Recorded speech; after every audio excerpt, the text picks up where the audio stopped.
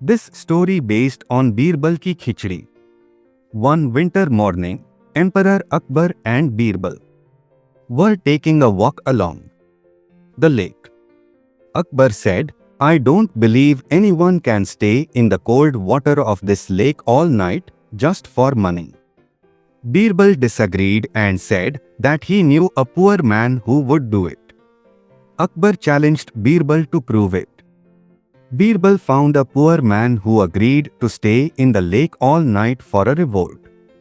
The next morning, the man came out of the lake, and Akbar asked how he managed to stay in the freezing water.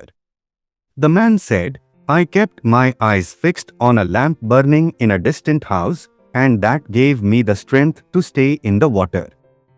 Akbar then declared that the man had warmed himself with the light of the lamp and thus did not deserve any reward. The poor man went to Birbal for help. The next day, Birbal did not go to court. When Akbar sent for him, the messenger found Birbal cooking khichdi in a pot hanging high above a small fire. The pot was so high that the fire could not possibly cook it. Akbar was puzzled and asked Birbal what he was doing. Birbal replied, "I am cooking khichdi, Your Majesty."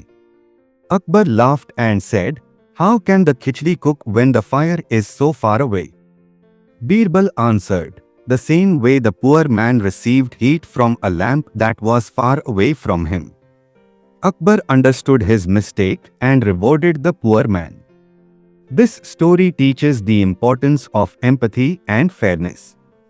It highlights how misunderstanding and lack of empathy can lead to unjust decisions and how wise counsel can correct such errors.